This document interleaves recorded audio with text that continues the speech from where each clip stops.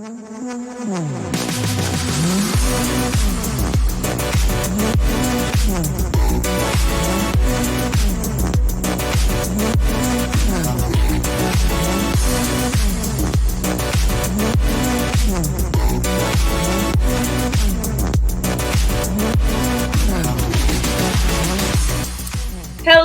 everyone. I'm Hannah. And I'm Emily. And we are the hosts of the I Don't Think So podcast. Each episode, we discuss a different story, theory, or mystery and decide if we think it is believable or if we really don't think so. Here at the I Don't Think So podcast, we are affiliated with Flurry Sports. And we present our theories on your favorite place to listen to podcasts every single Wednesday. If you like what you hear, go ahead and give us a like and share and follow us at Twitter at I Don't Think So _EH. X, no. I'm sorry, whatever. And Threads, we're on Threads. Threads, and Instagram. All the same. All of them. That I Don't Think So _EH. We might have to be more on Threads now, I guess, because I think Elon's going to start charging us for X. Ooh. Find us on Threads. Find us on Threads or Instagram. That's right. Oh my gosh. Well, welcome back to season 2. Whoop whoop, we made it. Hope you had a good little hiatus. I know Hannah and I took the time to relax a little bit, and now we're ready to get back into it. Yeah, we decided to kind of give season 2 a little bit more fun themes and twists and things like that. So seeing as we're in our fall girl eras, October spooky season is upon us. Yeah, we decided that we would base our October episodes about haunted places. Yeah, and moving forward, if you guys have a kind of general theme you want us to do for a month, go ahead and send it to us through, again, Twitter at I Don't Think So _EH, and we'll see what we can do. Yeah, for sure. So, I'm kicking us off with our first episode back. I feel a little nervous. Oh, I know. Feeling ready. And so I decided, since it's this like spooky season, I automatically think of like witches and like Salem. Oh, yeah. And so I ended up picking a place in Salem, Massachusetts called the House of the Seven Gables. Oh, have you heard of it before? I have not, but I'm so thrilled. Apparently it's very, very famous, but I didn't know about it. No, I mean, I feel like that's half of our theories, that everyone's like, oh, what do you mean you didn't know about that? And it's like, I apparently don't have my ear to the ground. No, for sure. So, anyway, I figured I'd give a little bit of history of Salem because it kind of leads into the building of the house and then the history of it, the property and stuff as well. Oh, nice. So, Salem, Massachusetts started as like a colony from England, and it has a lot of history surrounding it. In 1626, Salem, Massachusetts was founded by Roger Conant and a group of immigrants from Cape Ann, and it continued to grow throughout the early 1600s. And throughout that time, they had a lot of indentured servants coming over to kind of work off their debts and things like that. Now, one of the most famous buildings that has been built within Salem is this house called the House of the Seven Gables. That's what it's kind of known more by that popular name now. Sure. Because of books and stories being written about it. But it was originally built in 1668, so only a couple decades after the founding of Salem. Sure. By John Turner. Now, John Turner did come to Salem as an indentured servant.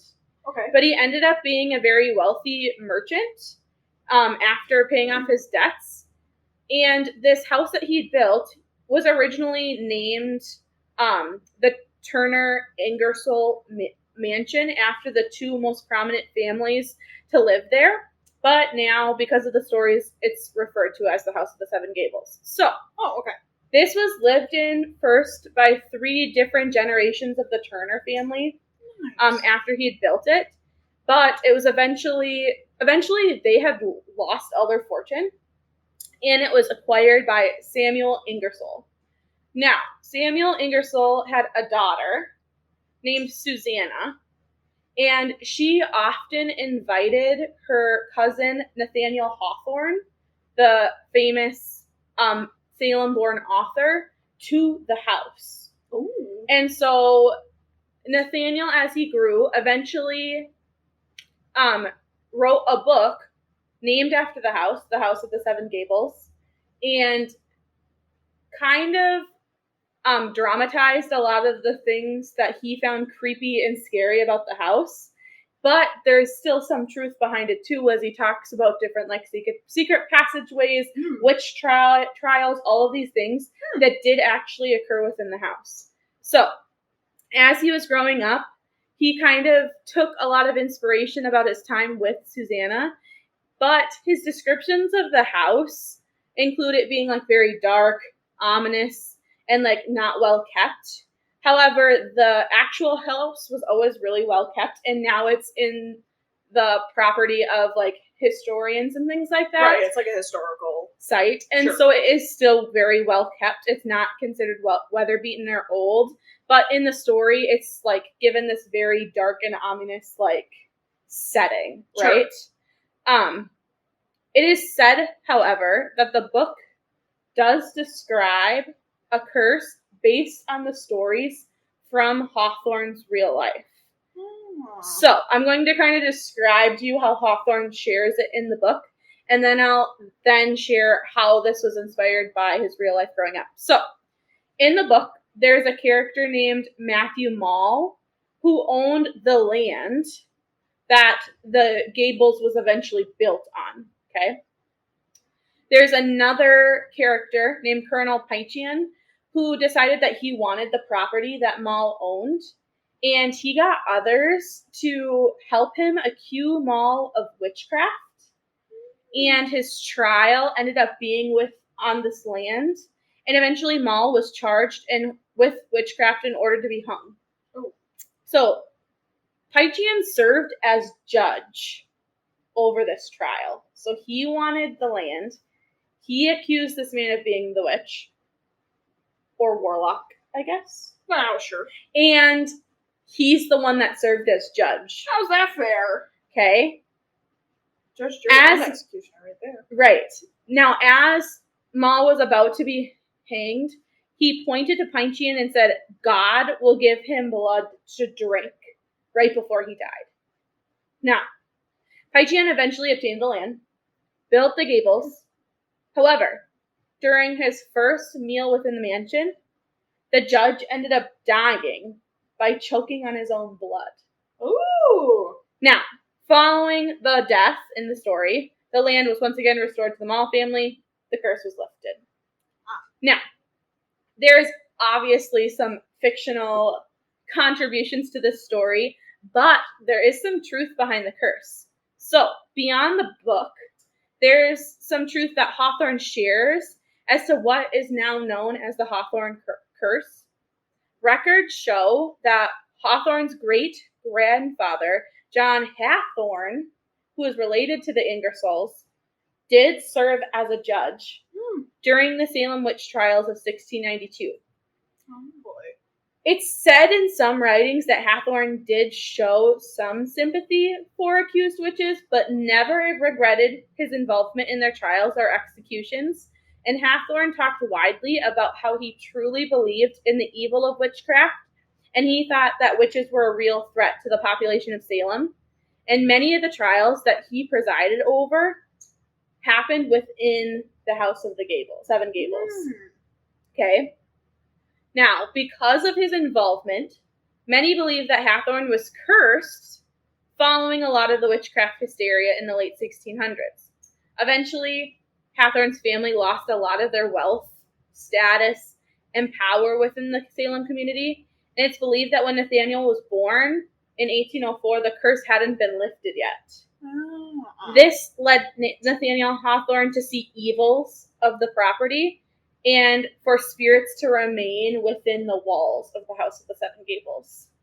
So getting into the haunting, many different ghosts or spirits are said to be seen within the House of the Seven Gables. For many years, there have been a number of ghosts reported there, and especially within the famous secret staircase. Visitors have claimed to have witnessed a spirit of the man clambering up and down the stairs, hearing his footsteps, seeing his presence. What a bummer to be a ghost and still have to take the stairs. Mm-hmm. Anyways. Other visitors report seeing the spirit of a young boy who enjoys playing in the attic.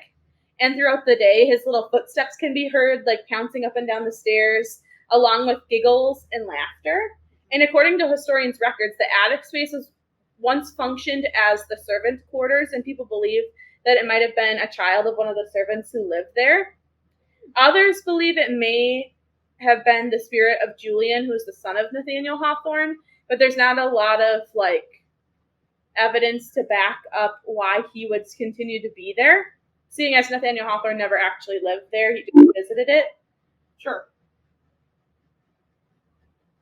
And then the last frequently seen spirit is Susanna Ingersoll herself. And she's Nathaniel Hawthorne's cousin. And the spirit has been seen walking through the halls, peeking out the window, and staring down at the gardens below. That's creepy. So, I don't like that. Ick. I am not a fan of that. Good. But I just think that a lot of these ghost stories, or I don't know, necessarily how I don't even know how to say it. It just sounds like this house is old, and so creepy things happen, but I don't necessarily agree that it's just it doesn't make sense to me that it's oh, this guy wrote a book, and so now he must have cursed the land or continued to curse the land. It sounds like to me it was a big old creepy house and he was a kid with an imagination that ran wild.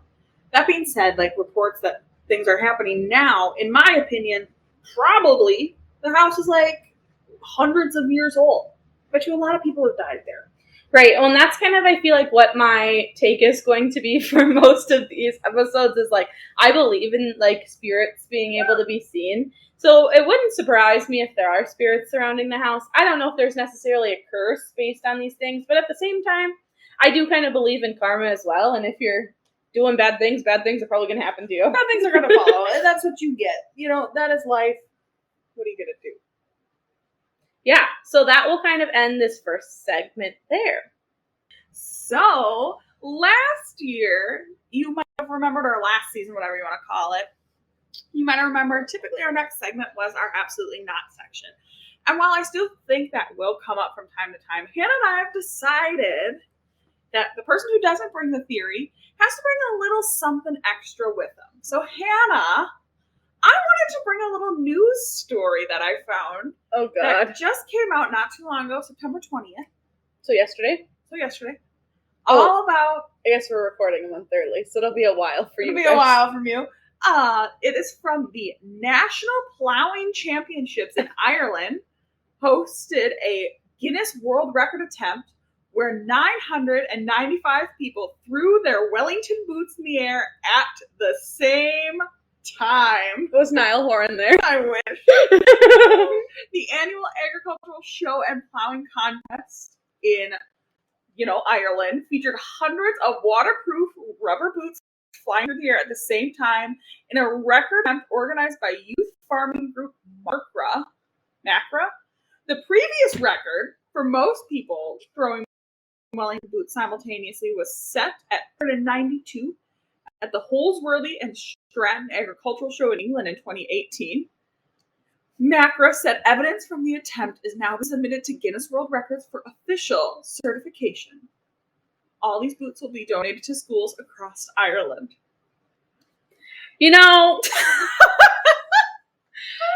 Sometimes I feel like I'm usually a pretty positive person. Sure. Okay, I can see the bright side and everything. But I feel like the idea of the Guinness Book of World Records has gone too fucking far. I am sick of this shit. You gathering up a bunch of people to throw boots in the air is not a world record. That is the stupidest thing I've ever heard. I guess the good part is that they're donating them to schools. Good for you to, but you could have not ruined the boots. You could have not thrown them in the air. Also, can you imagine how dangerous that is coming down? Like that, what it makes me think of is, do you know in the movie Grown Ups where they shoot the arrow up in the air and they all have to run? Like that is what I imagine, them throwing all these boots up in the air, like graduation caps, and you are like ducking for cover, diving out of the way to like not die. Yeah, from like basically 2,000 boots getting thrown into the air. So I just thought it was funny because the craziest thing to me about Guinness World Records is you also have to pay to be in the book. Really? It's like $10,000 to be put into the book and have them come out and look at it. The only reason I know this is because I was part of building a pillow fort. Okay. And we're like, oh, it's got to be a Guinness World Record. We're going to have them come out. And they're like, yeah, for $10,000, we'll come and look at it. So to me, it's like, okay, what is the point? Like, we decided we were going to throw these boots in the air for whatever reason. Because we wanted to sacrifice life, limb, and pursuit of happiness. No kidding. They are in Ireland, so maybe they don't believe in the pursuit of happiness. No kidding. But like, not only that, then we're gonna pay $10,000+. I mean, I guess if they have that many people come out, they could each just contribute $10. So it doesn't seem as bad. But also paying for all of those boots. Like, you're to be able to be part of this record, you have to donate $10 for them to come out. And also pay for your boots. Correct. That you are going to launch into the air. So what, $50 minimum? Minimum. Also, my next question. My girl math is not making that work. No. My next question is like, so many. But like, just why, for first and foremost. But secondly, like, is there a standard to this? Like, do you have to throw it 5 feet in the air? Does it have to go 10 feet in the air? Does it just have to leave your hands? Can you just make a throwing motion? I guess that's true. If you only like, woo. Yeah, if you just went, and kind of threw them up a little bit. I also love, this is a audio podcast, but I feel like people have a very clear picture in their head when we go, ooh, of what we mean when we're trying to discuss what it looks like. But to me, I saw that news story and I was like, you know what my absolutely not is? You know what's going to piss Hannah off? Absolutely not is Guinness World Records. Also, they were like, there's never been one where I'm like, wow, that's impressive. Never. Maybe as a child. I feel like when we were children, they weren't as like harmful, stupid. Sure. Maybe I was just more easily like impressed at 8 years old, which is probably true. But I feel like it doesn't take much to impress me now. But that, no. Didn't impress you? I feel like I remember a lot of like the Ridley's Believe It or Not books more than I remember the Guinness Book of World Records. Except for I do, oddly enough, because I remember it was like earmarked, page, and it was the world's biggest boobs. And they were huge. Also, again, so not only do you have these huge tits, but you're paying $10,000. I feel like you used to not have to pay that much money to be in it, maybe. Because how are these random people would have made it in here? They would not have chosen to be sought out. I feel like now people are like, again, and it used to be like shortest person in the world, tallest person in the world, right. Like actual, genuine, like things to differentiate yourself. Not like trying to organize 1,000 people to throw boots in the air. Like that is not to me impressive. Well, no, I mean, I think it's just impressive that someone, I think, thought of it. No. But to me, it's like stupid. It's stupid. And I mean, it is dumb. I'm not disagreeing with you. You know what teachers spend half their time doing? Telling kids to not throw shit in the air. And this kid's like, my teacher never let me throw my boots in the air, so I'm just going to organize 999 other people to throw boots in the air. But then I also realized that, these, school maybe actually did something for me, so I'll give the boots back to them. Yeah. Dumb. I mean, thank you for being charitable. You could have just donated the boots. You could have just donated the boots. I also love that there was a previous record. No. This is not the first time that people have decided to throw boots in the air and say, Tida. Also, I think it's funny that it's like, you know what's going to be a thing we're going to do? Whatever it is, we're going to make a world record out of it. Well, and okay, did you send out a flyer? Mm-hmm. Did you make like a Facebook event? Like, what was the game plan? Honestly, that's more impressive. How did you organize this many people? That's more of a feat than throwing the boots in the air. Well, throwing the boots in the air. Are you over a loudspeaker saying 1, 2, 3, throw? It's like or you could do a countdown like New Year's. 3, 2, 1. Boots. Balls drop, but really it's the boots drop. Let the boots drop. Boots. Just the sound of people screaming. When the beat drops, that's when you throw them. But it's the sound of Wellington rubber boots hitting people on the dome. Because the sounds of screams. But yeah, like that's what I thought. I'm like, those are not nice boots to get clocked across the forehead. I don't think there's a nice good boot. No. When depending on how high you're throwing it. Like a pressure boot, like the big cloud boots. If it's falling from that high. For pressure ulcers, they're like pillows.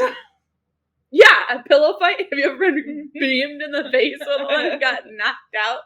It still does some damage if it's got some oomph behind it. It's got some butter in it. And I feel like when you're in the moment, you don't just, the boots. You like whip them up there and then boom. You're so excited to like be a part of this world record or whatever. And so is everyone around you. All 994 rest of you. Launch these puppies in the air, 30 feet up. They're spinning, and they're coming down rubber sole first. And again, like we said, you might have thrown them nicely. What are the chances that everyone else around you also did that, and you're not going to get clocked and knocked out by this boot? And then they can give it to Johnny on Monday and say, this gave 3 people concussions. Don't mind the blood. No, they can just hose that off. That's right. They're Wellingtons. They're just rubber. But yeah, that was our little bit of our newest segment there for you. Just something fun, something uplifting, things to keep you interested. And we'll see where this takes us down the line. If there's any ideas for tangents, stories, topics, absolutely nuts, definitely send us them over on X or Threads or Instagram. Also on X, our email is pinned at the top, so you can email it to us, and we'll definitely talk about it because we can sit and rant for a while about literally nothing. We've already talked about boots for 10 minutes. Woohoo! So yeah, again, definitely follow us at I don't think so _EH. My brain almost stopped working right there. And we'll see you guys next week. Bye.